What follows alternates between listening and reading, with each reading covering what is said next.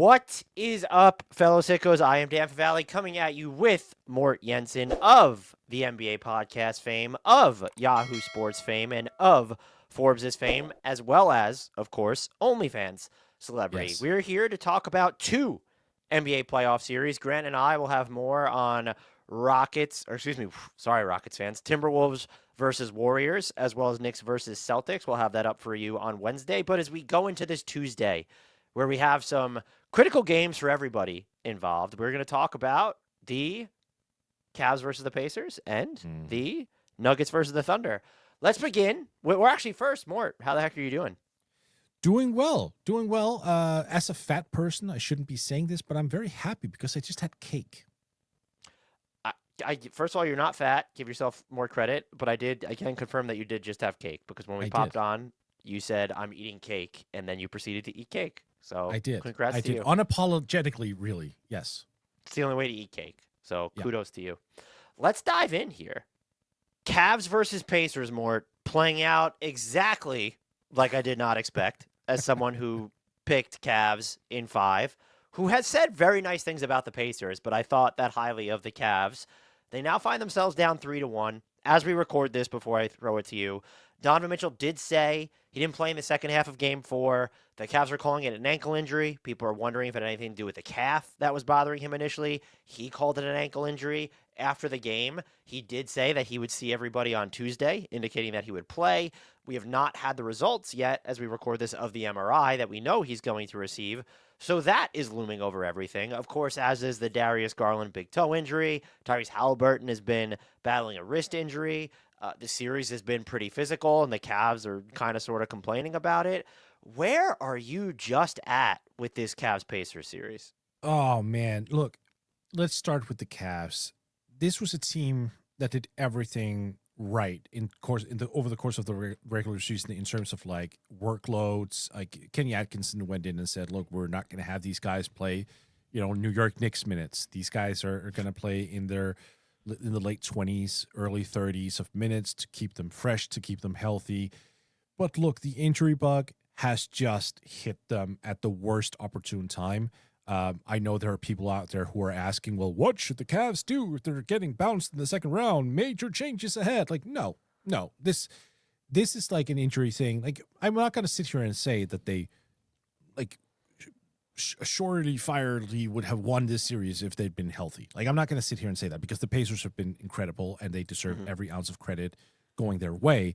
But, like, let's not pretend as if not having Darius Garland for 2 games wasn't going to affect you. Let's not pretend as if missing DeAndre Hunter and Evan Mobley in a game, which they lost as well, isn't going to affect the entire course of the series. So it's just, I'm just disappointed. I'm disappointed on their behalf. I'm disappointed as an observer.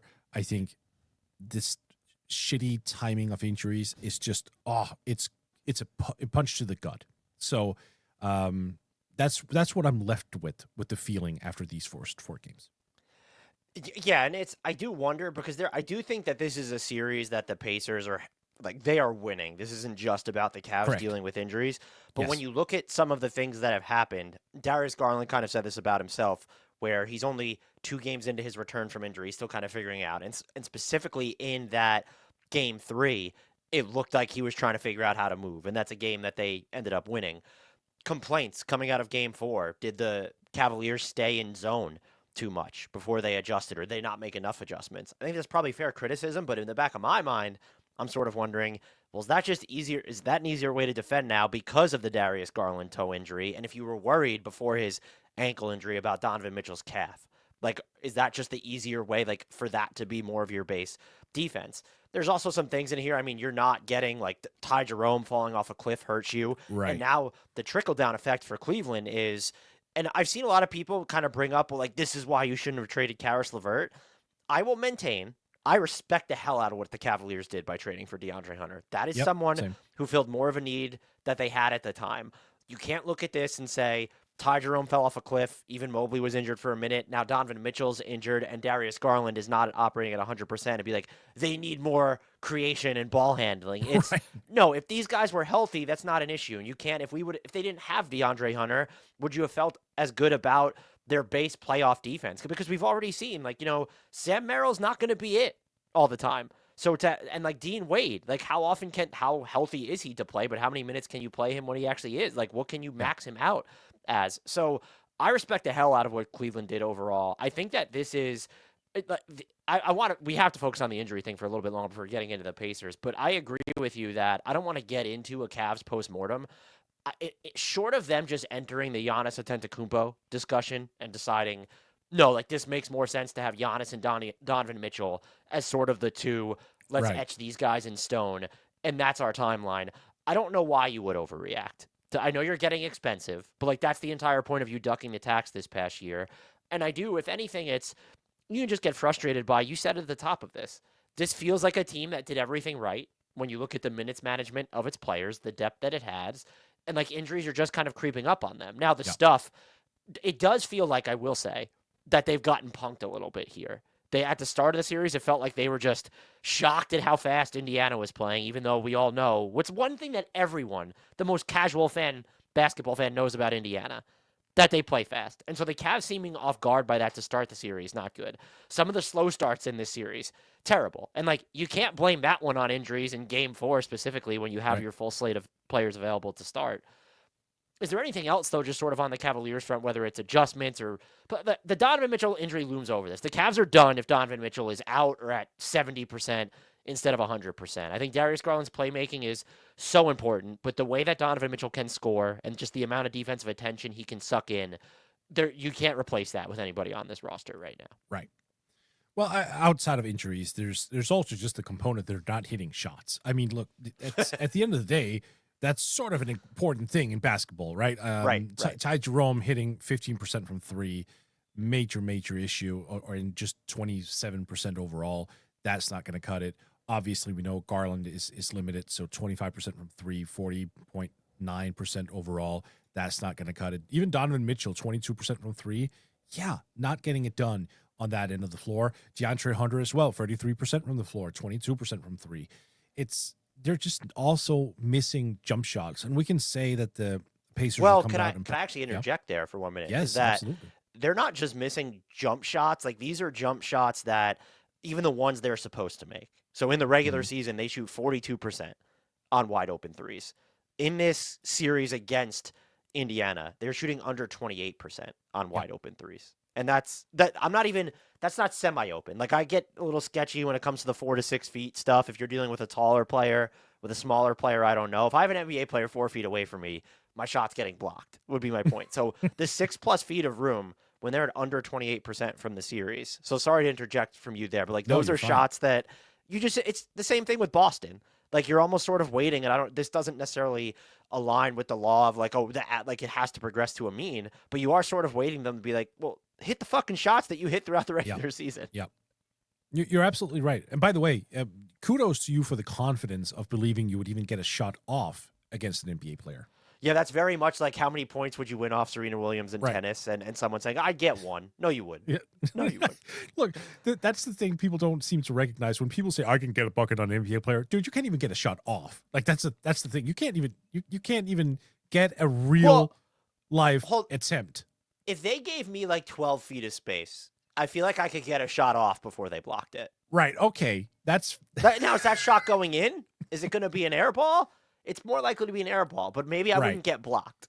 But that's like, it's the Serena Williams thing where it's, how many points would you win against Serena Williams? And my response would be, well, is she double faulting at all? And if the answer is no, then the answer is 0. I'm just wondering which NBA player is going to give you 12 feet. The Bucks will play, like, if Brook Lopez is on the floor, they play in a ton of drop. Like, maybe that's the team. Well, they're playing drop because they want to avoid the drive. I don't think even a bad defensive player they're not going to worry about me driving. Would not really be afraid of you driving or me driving on them. I'm pretty sure. Well, I feel like they should spot me 12 feet. The shell of their defense, all 5 players should. But like, is there such thing as like a 0-5 zone? So like they just have 5 guys on the back. Oh, that'd be good. No, so but yeah, like the shooting things, obviously, I mean, if they regress to not regress to the means, like if they come back to the norm, then we'll have a series, Dan. I truly believe that. But they seem shell shocked they seem to be like, what the hell just hit us? Like, we're down 1-3. How did we get here? Right? It feels like the start of any like teenage movie. Like, this is how I got here. You might be wondering what's happening, but here's my story. This team is just, they got kicked in the teeth. Not once, not twice, 3 times, and they're still trying to shake it off. It does not bode well. And again, this speaks to the Pacers, and it speaks to your point about this isn't just injuries. This is the Pacers actually winning this thing, because yes, they very much are. They are running, they're taking quick shots, they are moving the ball, they are attacking the glass, they are relentless. Look, we have to like dedicate at least 10 minutes to that ridiculous putback by Aaron Nesmith in, was that game 2 off the missed free throw? Well, there's a lane violation. Like, come on, that's okay. There's never a lane violation other than on that play. Okay, That's the only lane violation I've ever seen go uncalled this year. Just want to make that clear. All right, what he did was still enormously impressive. That was really one of those, oh, he's got that dog in him type of plays, where I don't think anyone really necessarily, at least not from a national perspective, thought, oh, Aaron Nesmith is that guy. For us who are a little bit in the weeds on a lot of teams here in the NBA, yeah, we kind of knew he's that type of dude. For him to do that at that moment, though, did not see that coming. They just keep pushing back. Whenever you try to put a fight to the Pacers, they keep fighting back, and they come out on top. Is there some level of shooting luck involved for them? Hard to say, because I don't think that they're out there going, 2001 Vince Carter against Philadelphia, knocking down 9 threes. I think it's ball movement. It's open shots. They're finding open guys. They're making a play for each other instead of like ISOing.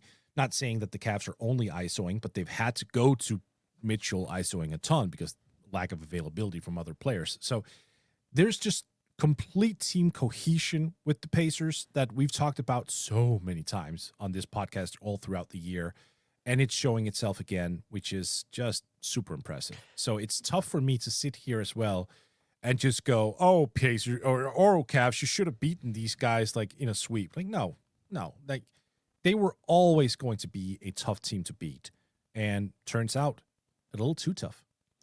And we've talked a lot about their depth, but their ability to kind of wield it and make adjustments when and I know this is something, it's not that it's new and in vogue, but what does everyone kind of harp on now? Just winning the possession battle in these games.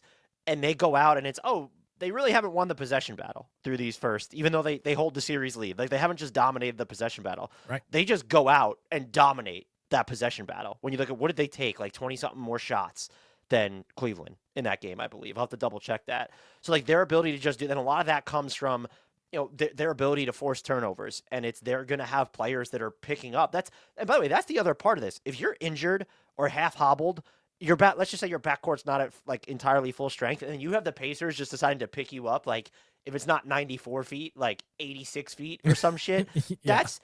That's harrowing too. And like they're just, Rick Carlisle and just the personnel's ability to hit those buttons and then to get to a point where it's like, look at what Miles Turner did in game 4. Look at what the minutes that you're able to carve out from Obi Toppin in some of these stretches. Yep. That is, I think I've actually posed this to you, and I hate repeating myself, but I almost wonder if like depth, it might be the new playoff market inefficiency, where if you want, it's not just about, it's like limiting your weak points.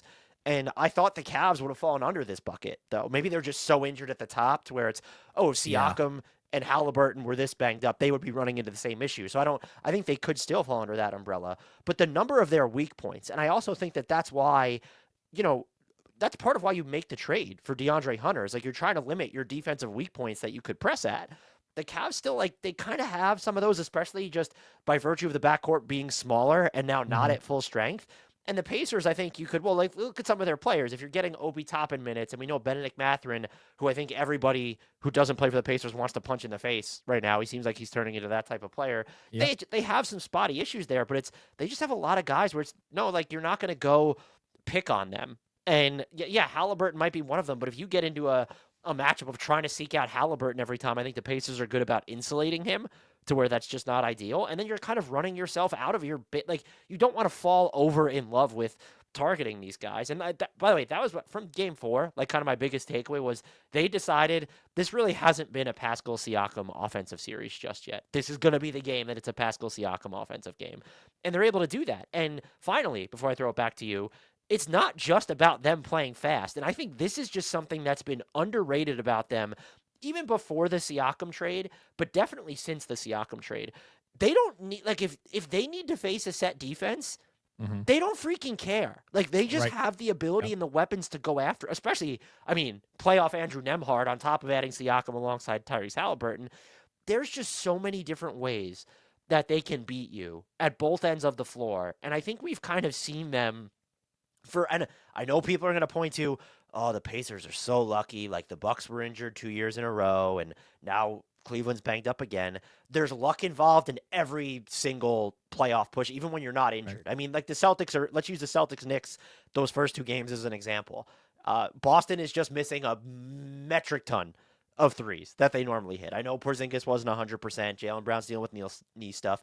Everyone's dealing with knee stuff at this point. I think it's an insult to what the Cavaliers did during the regular season, and also an insult to the Pacers to just say, oh, this is just Darius Garland and Donovan Mitchell and even Evan Mobley haven't been fully healthy. Yeah, that's part of it, but the other part of it is the bigger part, and that's the Pacers have just – they have been – Rick Carlisle laughed when I guess he was relayed to him that the Cavs were talking about how physical the Pacers are playing. That's kind of like another wrinkle of this team where I have not watched the Pacers for much of this season and thought, oh, they're just so physical. Like, that's not a team. But the fact that they could play that way or make another team feel they're playing that way, maybe that says more about the Cavaliers is just like their sort of postseason toughness or how injured they are there. But like Indiana being able to kind of beat up on them in the half court, like, even as someone who considered themselves at least in the know of the Pacers or a Pacers appreciator, not necessarily something I would have thought coming into this series. Like, oh, that's something they're absolutely going to do. But it's, coming out of game 4,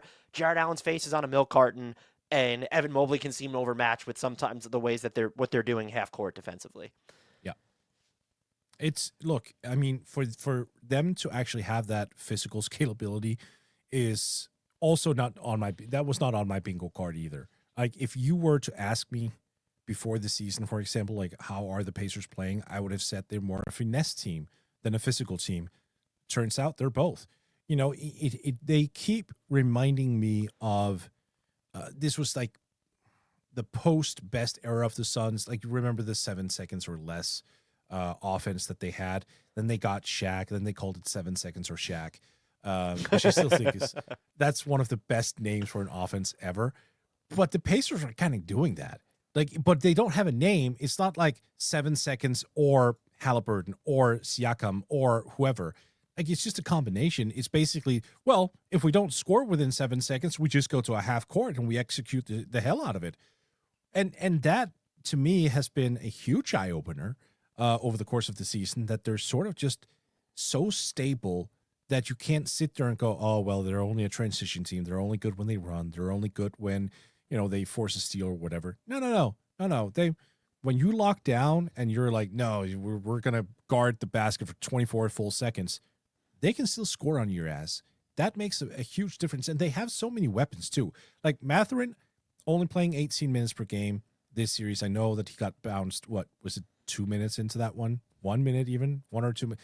Very early. So that's affected. But he's a guy who can get to the free throw line, for example. Like, when they need something, they can tell him, go get us free throws. Like, let's do something here. When they need spacing elements, oh, yeah, they can put Miles Turner and Aaron Nesmith and Tyrese Halliburton and Andrew Nembhard or whoever in there in the start or in the rotation. And then you have a spaced out floor. If you want to go athletic and powerful, well, there's Obi Toppin, there's Benedict Mathurin, hell, Aaron Nesmith. There's so many constellations to this roster that just sort of fits like a wide palette of playing styles. And I'll be fully honest with you. I did not appreciate this until like maybe Christmas. I was a little slow on that because I wasn't sure it was sustainable. Like, I thought, all right, that could just be a blip. But they started winning. I was like, there's more to this team than just running. They're actually doing this like consistently. They're creating looks. They're getting these actions in place with set defenses. So the offense is there. And then they just kind of built on it defensively, Dan. Like, where the fuck did that come from? Yeah, and they were like a top 10 defense for more than half the season. And so you talk Right. about like, oh, you can't read too much into these trends. And it's like, well, when the trends reach 50 games, that's more so the Right. status quo than a trend for Yep. them. And yeah, I just don't even know what I would have to add other than to clarify. So they took 23 more shots than the Cavs in game 4. They were a plus 12 in the turnover battle. So 22 turnovers for Cleveland versus which you have to credit Indy's defense for versus 10 for the Pacers. When you're going to win the possession battle by that amount, like it just doesn't matter that Cleveland attempted twice as many free throws as 40 versus 20 as Indy. And then you kind of, you factor in like the differential from 3 as well. And I'm going to be interested to see to the extent like is there anything that you're looking to see like how can the Cavaliers adjust assuming it's not even assuming that they're healthy because they're not, but if Donovan Mitchell plays, like is it just the hit more shots? But it's definitely a take care of the ball where there's like Right. I hate to boil it down to that. Oh, this is a make or miss league and you need to protect possession. But they probably need to figure out a way to do that. And I will say, like, maybe you get to like if Jared Allen isn't giving you anything, then maybe it's just maybe it's time to get away from Jared. I hate saying that. I don't consider Jared Allen that type of player, but game 4 was I don't want to say no-show, but it was close. It was as close to a no-show as you could get at the very least. So maybe that's something they do. But the way the Pacers are playing right now, and then given the context of what's happening with Cleveland's health, I don't know what the adjustment is other than, well, let's start by maybe hitting some wide open 3-pointers and not losing the possession battle to such an extreme. Hit more shots is usually a pretty good strategy. There's more to it, though. I agree with you. There's more to it than just that. It's got to be matching their physicality, like Indy's physicality. Like you said it at the top with DeAndre Hunter, who's a big ass player. He's a big ass player. Like you need him to go in and establish a physical presence. Like he's 6'8", 225, 230, maybe even 235. I don't know. Those weights never really get adjusted, but like he's up there. Like he's a big human being with skill, on ball, off ball. He can shoot a bit. He can get to the basket.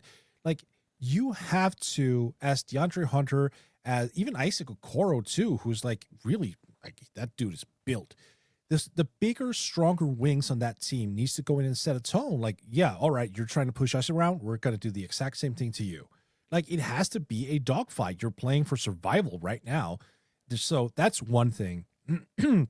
We're talking about the shooting. Obviously, we need them to shoot better, but we also need to get them the right type of shots. A quick trigger, Donovan Mitchell, like having to sort of shoot over 2 players, not a good shot. We need to figure out, like, if you're the Cavaliers, then they need to figure out a way to like get those shots in rhythm, move a little bit more off ball, like install some of those things because it's been a little ISO heavy because of the injuries. But if everyone's available in Game 5. You got to play as a cohesive unit because the way that they played over the course of the regular season and even in the first round, obviously against Miami, it's not how they're playing right now. Right now, they're like, okay, we're relying on Donovan to just kind of create everything for us. Can't do that. You got to share the ball. You gotta set each other up. You got to make sure that everyone's like passing it around. And by the way, we're saying all this too coming off a game which they shot 40% from 3. It's a lot of like the work that Donovan Mitchell's had to go through for his shots for most of this series, with the exception of Game 3, which they won. I think Darius Garland and Evan Mobley coming back, it just streamlines his life there. Right. So yeah, you're absolutely right. And the one thing not the one thing, but something I'll be monitoring for the Pacers is do they go back to just a lot of those early Pascal Siakam actions. And it's just so earlier in the series through those first 3 games, he was averaging about 36.6 touches in the front court per 36 minutes. He was at a rate in game 4 of 53 front court touches per 36 minutes. And so he didn't have to play as many, obviously, but like getting him the ball, getting him involved, and maybe trying to punish Cleveland's defense, especially when it's set in that way, I think does like a lot of good for them. And by the way, we probably haven't given him enough credit. I know he has some big shots in this series, but like the ability for Tyrese Halliburton to just be like Caitlin Cooper uses the word a lot over at Basketball Short is like just a decoy on the ball, off the ball, like being able to use him as a decoy. That's not something that you can do with every primary offensive driver in the league. Like you can't do that with Luka, or you don't do that with Luka. You don't do that with like it's just the fact that Tyrese Halliburton can do that. It's closer to Steph Curry-esque than like other of these like traditional floor generals. But he's overrated, Dan. Remember? To be fair, and maybe I've mentioned this on the podcast, the math on that works out to like a dozen players I voted for them. I know it's just taking a whole life of its own. Like, but obviously he's not. I agree. He's such a weird player to me. Like, you have to figure him out first before you kind of appreciate him. Because I was like, he's so good. I wanted more of him. I've said this to you repeatedly over the course of the season. I was like, no, I need more of him. I need him to get up to that 26-12 line he was at last year. Like, he needs to be that guy. All right, he is that guy, despite not doing all those numbers somehow. Because no one's going to give him that shot. Everyone is treating him, as they should, as if he is that 26-12 guy. So it doesn't even matter if he puts up the numbers. He just needs to get the defense to like commit to guarding him in different spots, and that opens up actions elsewhere. This team just runs so well. And look, I covered them in Paris back in January. They lost to the Spurs in the first game, and they came back and whooped them. And you could tell during the pregame interview press conference that they were just, we lost. We're kind of come back. Like, have you noticed how good we've been lately? I think before then they've won like 9 out of their last 10 or something along those lines. Like, they were completely at ease. They were like, oh yeah, we know what's going to happen. And then they went out and executed the ever-living shit out of every action they kind of decided to go with. So this team has so much higher upside than I think most would believe or appreciate. I could see this being a finals run. Man, I'm so ready for the jokes of people, the NBA office freaking out when it's OKC and Indiana in the finals. That'd be good basketball if that happens. There's a lot of good matchups on the table. The too long didn't listen or watch version of this is the Cavs are pretty injured, but the Indiana Pacers are really fucking good. That's the nutshell version of this. Before we move on, I do have a question. So, like, just from a purely entertainment angle, would you not rather have the Pacers than the Celtics in the finals? There's something I find compelling about a team trying to defend its title on the actual final stage. Fair. Yeah. But if, like, stylistically speaking, if you're asking me, like, if I was just going for the aesthetics of what would be the perfect finals matchup and also what might be the most confusing finals matchup for me to cover, it's probably Pacers versus the Wolves or the Nuggets, right? Stylistically speaking. So stylistically, I can't get there with Minnesota. Like, I know and it's ridiculous, but like, well, they're just huge. Where it's like, you know what I mean? So, but yeah, you're right. So I would probably say then that it would be the Nuggets versus the Pacers. Right. Pacers Nuggets would be basketball porn. I would love that. The league would hate it, regardless of what they tell you. No, you have Jokic in there, and I think it's good if you want to. This is not a discussion I expected to have. Expose the national audience to these teams that aren't getting as much shine. And I would say the Pacers fall under a perfect bucket of that. I think it's really awesome too that we're talking about like, oh, this could be a finals run for them. And you could talk about the lucky breaks. It happens across every titles run. I think so. The Celtics, they dominate last year. Was it that they were the only great team, or that they didn't have to face another great team aside from the Luka Mavericks, who no longer exist, and they still beat those dudes in 5 games? So you could twist yourself into a pretzel basically through every finals run for the most part. That there's luck involved. Let's talk some Nuggets Thunder. Whew. This is another series. I mean, you let's focus on me being wrong. How can we make this about me, Mort? I picked, and you think I would have learned my lesson. I picked the Clippers in 5, and then I picked the Thunder in 5. Okay, you just think I would learn my lesson. The Nuggets jump out to a 2-1 lead. They had the lead in the fourth quarter at home in Game 4 with Jokic having maybe the worst 3-game stretch of his prime, right? Yeah. Like, it's close to it. Yeah. In a position where they could have won. They didn't. Is it weird that I came away from, if we're looking at the fallout from Game 4 moving forward, I came out of that game feeling worse about both teams because I'm like, Oklahoma City's offensive process is actually concerning. Even because, like, when it's the non-Shea stuff, and some of it is I think the world of J-Dub. I think we're probably headed Mhm. towards a conversation maybe about Chet Holmgren. And Jalen Williams has shot, by the way, J-Dub, 1 of 15 on wide open threes against the Nuggets. And it's like he's been able to get some stuff going downhill, and he's been key for them. Yeah. So I probably feel a little bit better about the Thunder outside of Shea than a lot of other people, but I should have given the people who were very concerned about it, I shouldn't have written it off and been like, oh, no, this is so last year, because there's clearly something there. And then with the Nuggets, I find myself going, like, you've gotten like Christian Brown this series, Aaron Gordon, like the supporting cast has done its job to different degrees. Like the Russell Westbrook offensive experience, no thank you still. I just can't. You're never going to sell me on it.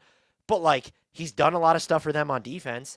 Yep. And so I can sit here, you're tied 2-2, and Jokic is like not having a good series by Jokic's standards. But then I'm looking at it and saying he just looks so damn gassed. And he has a right to be, but then you also everyone went through the regular season. I know he's carrying a heavy workload than a lot of other people, but like, who also carried an incredibly heavy workload on the offensive end? Shai Gilgeous-Alexander. And he's not having a banner series from an efficiency perspective by any stretch, but I'm watching this series. First of all, the first half of game 4 counts as a form of torture. Yes, That was just the Thunder shot chart looked like the Red Wedding from Game of Thrones by the end of it. The fact that they got their offense going at all. Can you make some sense of this series for me before we get into some nitty gritty? That was my long-winded way of saying I'm confused. No, I am too. And look, whatever discussion you are about, like ramping up to have about Chet Holmgren, count me in. There needs to be a discussion at some point soon, I think, too. Would you trade him for a lightly used Mitchell Robinson? Is just my question. Well, not that conversation, but all right. Look, this has been ugly. I do agree that's you painted it so well, saying like we left game 4 even more concerned for both parties. I think that is the right way to look at it because yes, look.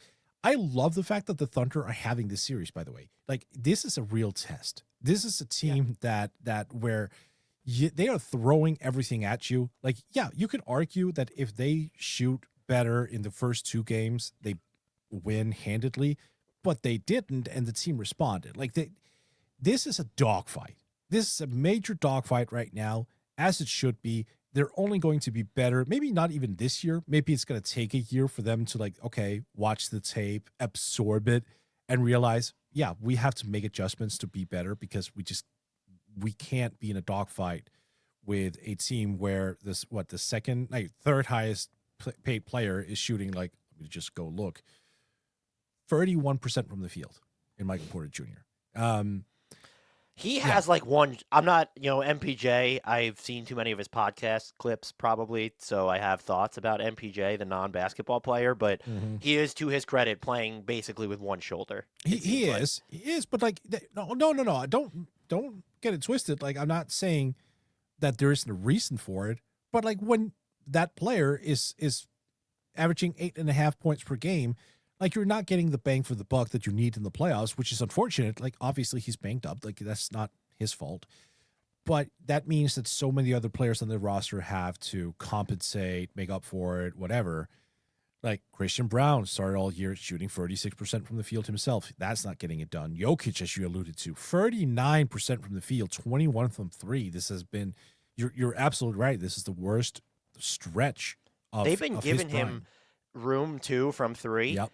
And those looks from above the break that he normally hits, he's missing. Like, there's no, like, he's shooting like 27% on, and for him, like a semi-open that's a high quality 3. So semi-open and just completely unguarded 3s, those aren't going in. But as other people I'm sure have pointed out by now, is when he does, first of all, you have to credit the OKC's defense for sure. But when it does feel like he's settling for those, that's normally an indication of Jokic is either banged up or super tired, Correct. and I'm wondering if that's what we're dealing with through the course of this series right now. Tired, yes. I don't think he looks banged up. I do think it's fatigue.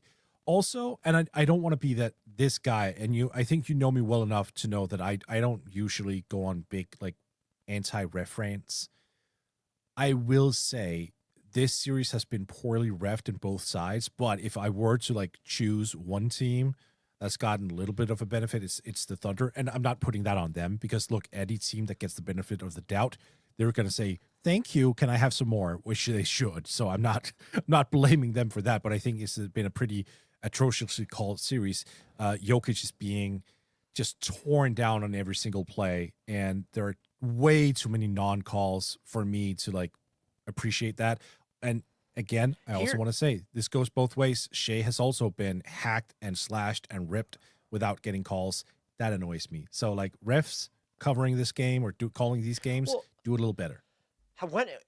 So I think it's probably fair to look at that, but if like let's just use Game 4 as the example. I mean, Jokic 14 free throw attempts versus SGA's 12. Is there just a big enough like if you're saying it's been inconsistent, I guess I would get, but like if it hasn't been inconsistent to one team's detriment, so to speak, that's kind of a form of consistency.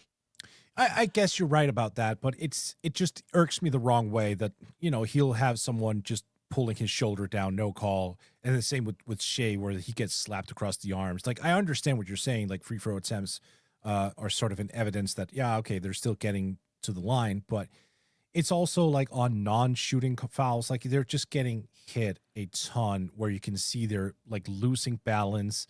And it's like, I just think it's an inconsistent line. Because then you look at the regular season where it was different. You're looking at the earlier round, also different. It's just, I understand why players and coaches are a little bit confused at, like, where are we right now? Like, what are we allowed to do? What are we not allowed to do? Like, what is fair? What is not fair? So, like, I would like to see that series get cleaned up just a little bit from a ref perspective. That wouldn't be the worst thing in the world. But Jokic is just tired. And something I picked up on, this happened in LA, in the LA series as well. If you get Jokic frustrated enough, he's going to clank both free throws.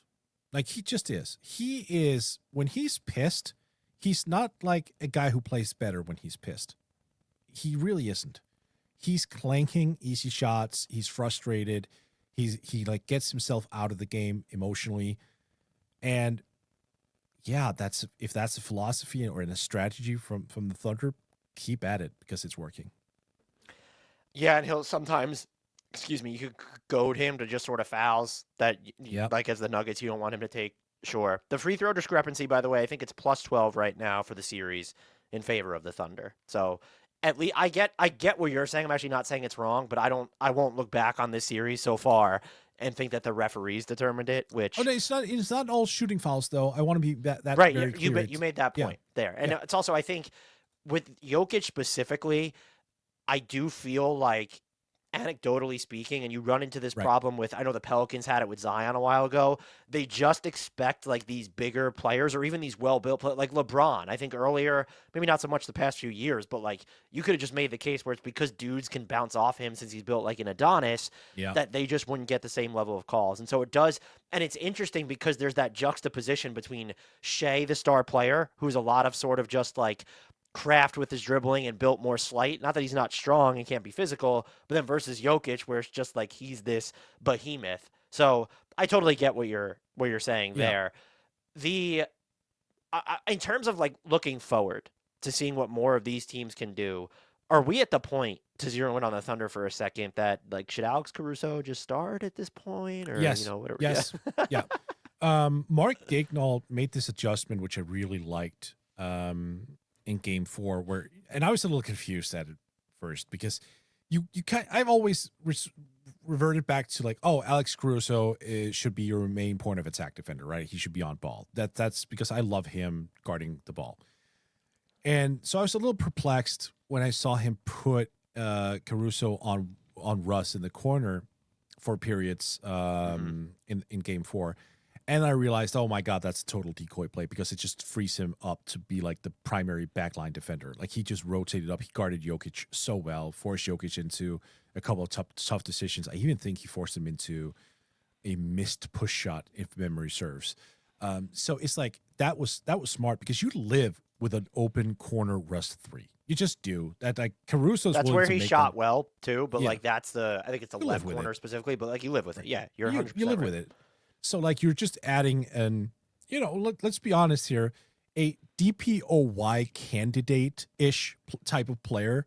You're just allowing him to basically free roam the hell out of the court, which good luck beating that. That's tough. That is really tough. So that's a great adjustment for Mark Daigneault, I thought. Yes, I would love to see Caruso start from here on out for the rest of the playoffs. He's that valuable. Did he play? Someone mentioned this to me. I haven't looked it up.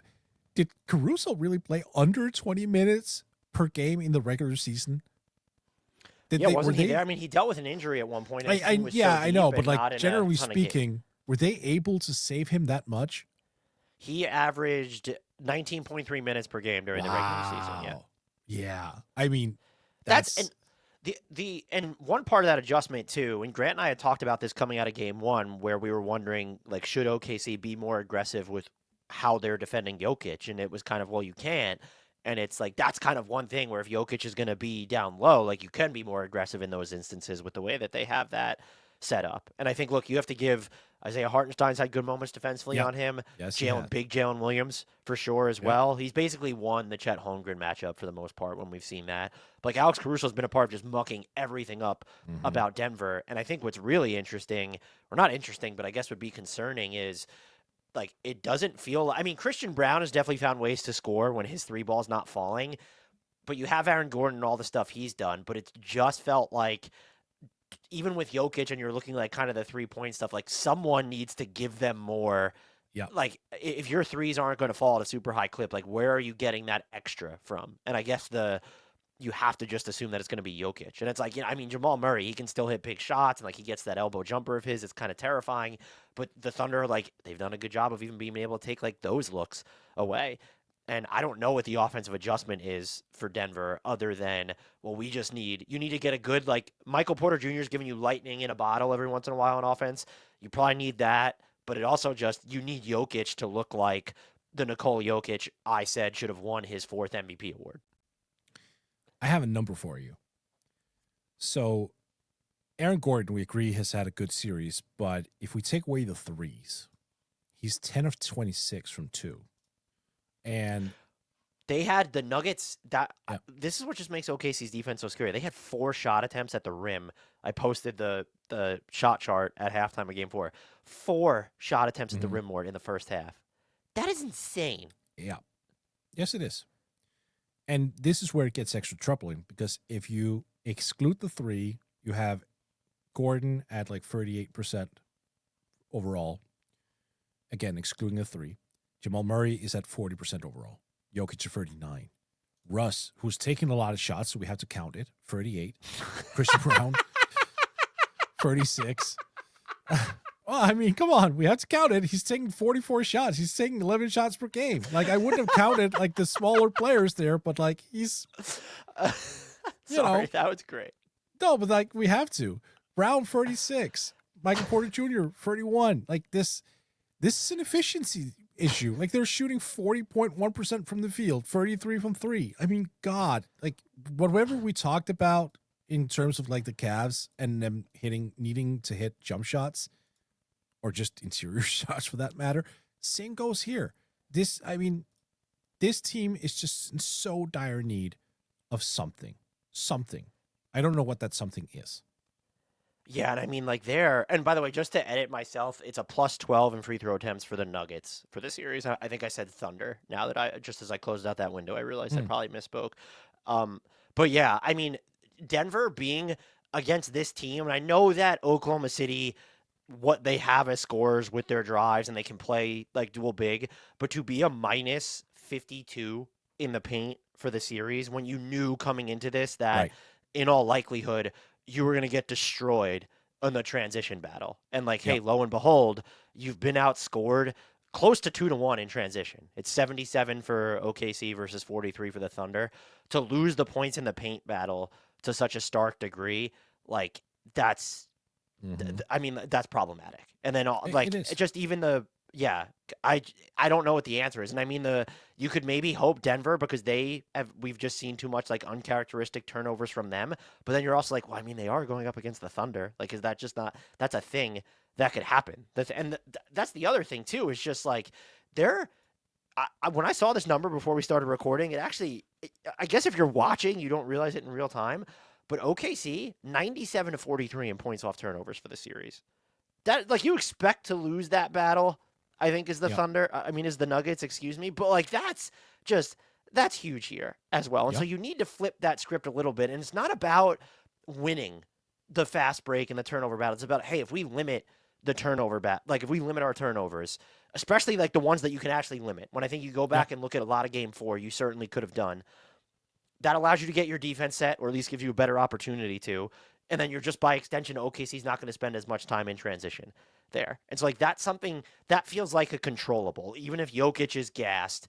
And like even if you just don't trust the support, which again, I think that you point to, which I'm still dying at you saying we need to count the Russ shot attempts because there are so many. Russ is giving you what you needed from Russ in the vein of like that's what we need from him defensively. I think Christian Right. Brown, yeah, threes aren't falling, but he's giving you what you needed. So you have to start looking at, okay, there's the Jokic element of all this, whereas they're not going to win this series. The fact that it's 2-2 and Jokic has had, like the fact that you've won one of the past 3 games with what we've seen from Jokic, that's a big deal. That Mhm. can't continue. But I think that if you're them, you might need to focus more on the minutia stuff rather than like we really need to figure out a way to hit a higher clip of our threes or something. And look, before I throw it back to you, their defense has been really good since like midway Yeah. through that Clippers series, and that's not a level I thought that they could ever get to. And so like the fact they were in position to win Game 4 specifically, that was a quintessential rock fight. And so there's like you've shown that you can hang with the Thunder there. It's can you clean up enough on offense? Not a small task against OKC's defense. Right. Look, we're kind of circling a topic here as well because we're talking about it as from an offensive perspective, like who's going to step up, who's going to do more. Should be Jamal Murray. Like that's the thing, right? Like we've sort of grown accustomed to Jamal being, I don't want to say inconsistent, but we're getting different versions of him, right? Like we're getting these crazy 45-point games, and we're getting like 12-point games. Like there's just such the lows are really low and the highs are so high. And I think for the Nuggets, you need something that you can rely on. You need some sort of stability in his production where it's not a surprise every single night in terms of what he gives you. Like, I understand why you laugh at that because it's like, it shouldn't be like that, It's right? ingrained into the fabric Right. of their team at this point for me is why it's because it's Yeah. you know what I mean? Like how are you supposed to expect to be fair, I guess we've seen him be more consistent when it matters most in the past. Yeah. Yeah, we have. And I just think it messes up like team-wide expectations, and it messes up like team dynamics because, all right, let's say he comes out and gets you 9 quick points in the first quarter, and the team is like, oh, okay, Jamal's on one. Maybe we can give him that more responsibility. Then he doesn't score again until like early in the fourth. Those are some of the things where I'm like, it's so tough to build anything sustainable in terms of offense around players. You know, he's not obviously not the primary player, but he's at least the secondary offensive minded guy. Like, how do you build something sustainable around that? I don't have the answer for it, but I do think it's wildly frustrating. I do wonder though, you mentioned Jamal Murray. I think Lou Dort deserves a lot of credit for why Jamal Murray is struggling. I think that gets into, we didn't really get into what could be the potential downside. Like we see Lou Dort, he's shooting 39% on open threes for the series, I think. That's not like a super high number. And when you look at his three, like it feels like he's trying to shoot OKC out of games at points. That's the variance that could be damaging, but I guess you have to live with. If you start Caruso, you're removing that Westbrook element from your bag, at least for stretches, unless Caruso's going to play all 48 minutes. And then you're also taking off him on Jamal Murray is fine, but now it's all right. Are you trying to use Lou Dort in that Alex Caruso role if you're bringing him off the like coming into the bench and playing minutes? And so that might be something that's in the back of OKC's mind to where it's like we still want to have Lou Dort going after Jamal Murray so that we can move Alex Caruso around the spectrum more. I guess the solve would be, do you look at, like, you're not going to bench one of the bigs at this point, certainly, right? No, I know he hasn't been great from range this series, but you need just a threat of Chet from the outside. Hardenstein, I think, is tough to take off the floor. I think he's been rock solid. Like, he's making the right reads. He's not forcing shots. Like, he's taking what the defense is giving him. He's rebounding.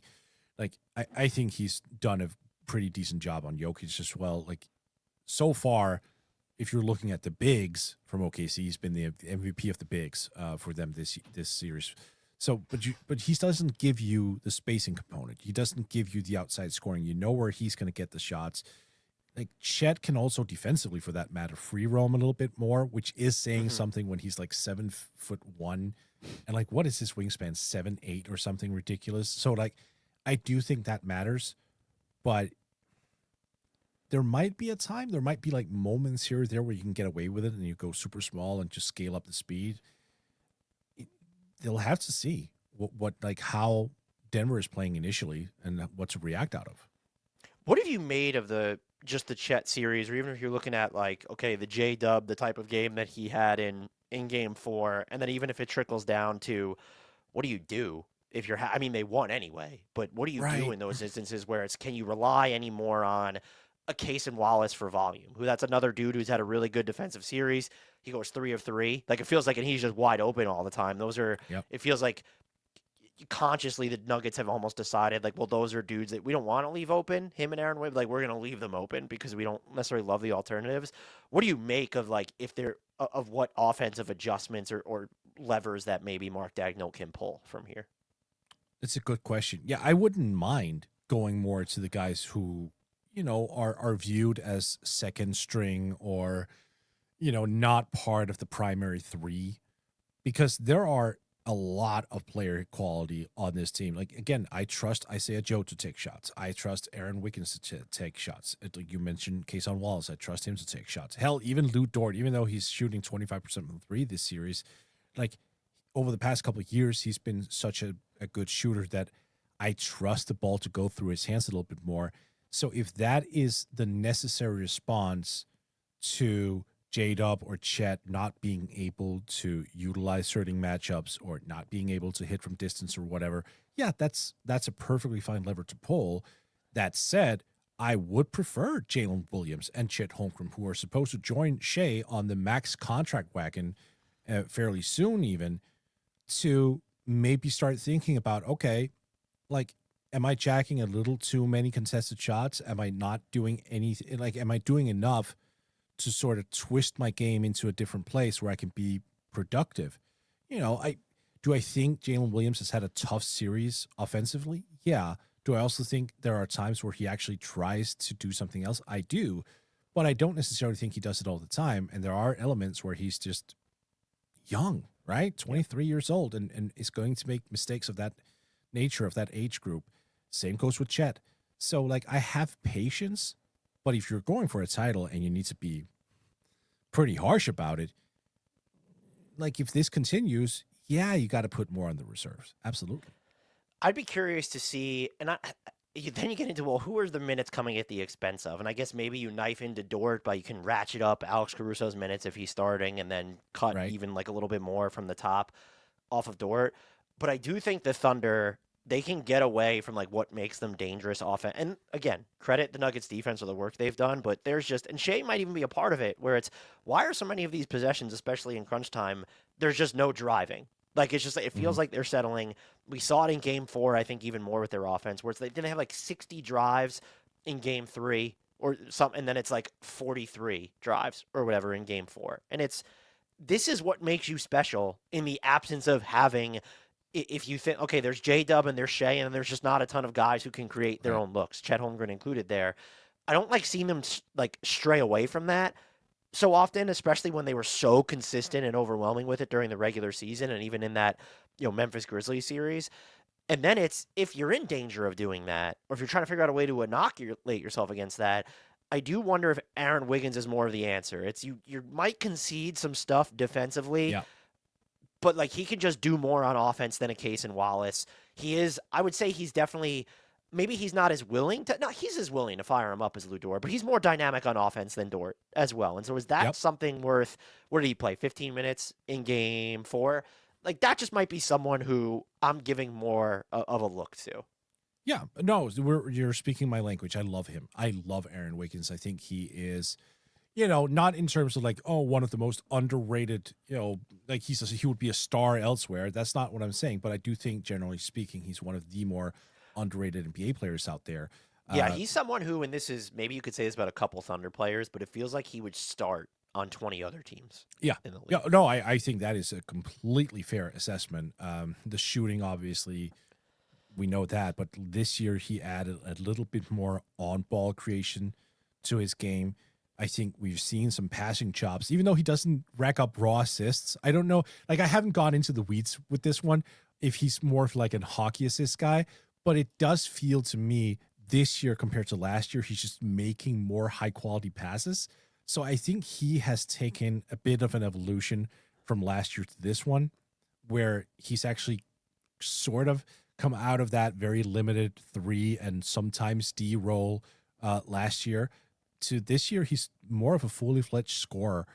That it'd be interesting to see if he could carry that mantle in the playoffs, where he actually gets the ball in his hands a little bit more instead of being, entirely reliant upon reacting to the actions of others. It's interesting to notice that because during the regular season, he basically more than doubled his potential assists per game. And it's not like his role got so much bigger either. So I don't think you can trust him to do it, but there's certainly more depth to it. So you can, if you're looking to capitalize on drive and kick stuff, like that is someone who I do think can be not a primary engine for it, but certainly just a safety net for it. Let's even call it. No, but you're right. I mean, I think he's that kind of player. It'd be interesting to see Mark Daigneault dust him off at a higher capacity. Now, I don't want to go this far, but I also think if you're looking at offensive production, offensive fluidity, whatever, I wouldn't hate Jalen Williams' minutes in the front court a little bit more as well. Look, he's obviously there's a major step down from Chet and Hartenstein. But if Chet keeps breaking threes, if he's not really that assertive offensively, I wouldn't mind relinquishing a few of those minutes to go to Jalen Williams and instead, just to make things happen. He's a wonderful ball handler for someone his size, can really make a pass. He rebounds pretty well, can shoot it. Like, this team is ridiculously deep and ridiculously good. So they have options. It's just a matter of, like, when is the time to realize, oh, yeah, we got to pull the plug on this specific player for the rest of the game or for the rest of the half or for the rest of the quarter, because he just doesn't have it. Like, I also appreciate Mark Daigneault basically sticking with J-Dub and Chet and going, no, you'll fight through this and you'll find a way. So far, though, I think I felt way better about J-Dub series overall than Chet's, though. And so it's just like the shooting, like the efficiency isn't necessarily there, but like he's done some stuff inside the arc. The J Will, that's interesting because I would look at it as more as if you're looking to continue to gum up this series, because that's another body that you can throw at Jokic. And the Nuggets in this series are scoring 0.7 points per possession when J Will registers as a defender on Jokic. That is, for anyone, that's low. Very low. The league average in the playoffs, I think, is like 1.14, 1.15 points. So very small sample size, obviously. Yes. Playoff sample sizes matter, though. So that's true. That is true. That I guess I don't know that I see the J Will value proposition from an offensive. I guess if you're looking for someone to set like more solid, I would see it more as like a defensive thing, I guess is what I'm getting at. Oh, okay. That's interesting. I think he's also pretty dynamic in terms of when he's on the perimeter. Maybe I need to like watch a little closer on that specifically, but I do think he's a guy teams are like eyeing all the time when he's outside the long line. So then from your perspective, it's if there's minutes where it's him and Chet, and then you can still kind of have size, but also have like a faux 5-out spacing, let's call it, because I don't think defenses aren't going to religiously guard J Will. That makes sense. Yeah. Right. Him or Hardenstein, or even him and Chet, really. I mean, just basically, I think him and Hardenstein's a pretty physical. That to me would be more like we're going to try to, F your world up on the defensive end. I mean, look, you can do that and still have a spacing presence on the other side of the floor. Yeah, absolutely. I'd be down for it. The thing is, to me, though, the main takeaway is OKC have so many more possible constellations and, not gimmicks, but like it's basically a game of Tetris for them, because they can just sort of slide players in such many different varieties. Yeah. Like, what can Denver do? Like, what do they even have in that regard? their margin for error is even with the series 2-2, and it very easily Right. it could be 3-1 in either team's favor at this point. Right. Yeah. But like their margin for error is just so much slimmer than Oklahoma City's. That's definitely Really. fair to say. Yeah. And that's my main takeaway, honestly, for this series. Like Denver has to play virtually perfect basketball from here on out. I do think if you believe that Jokic is going to just, and there's not necessarily a reason to say that Jokic won't be Jokic at some point. I think you can look at this and say, if you believe that, you have to feel pretty good about being 2-2 after the past 3 games that Jokic played. Yes, especially when you also consider the very short turnaround, by the way, something we forgot to get into.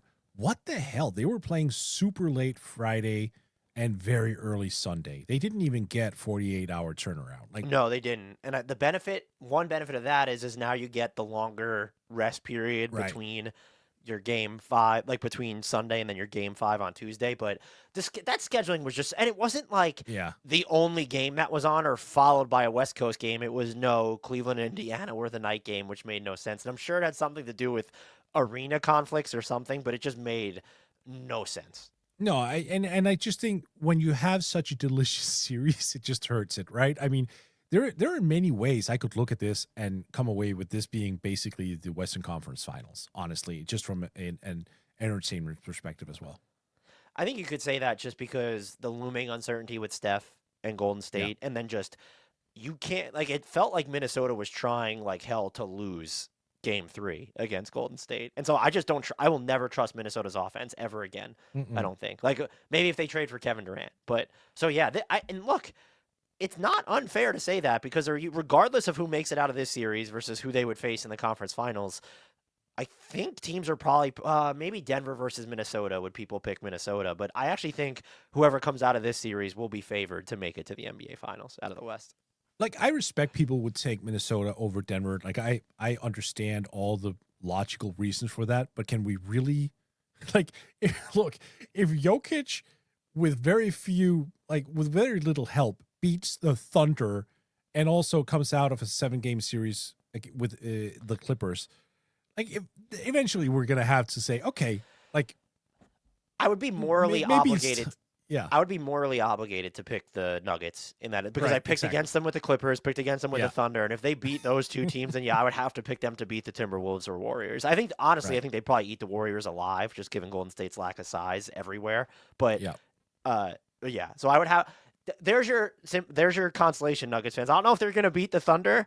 I still wouldn't predict it, but if they do, I'm just going to pick them to make the NBA Finals because I will have a moral obligation to do so. I will say this, despite the very ugly Game 4, Denver OKC, I enjoy these games. These 2 series in particular that we talked about, like, I'm getting a little fired up before game time.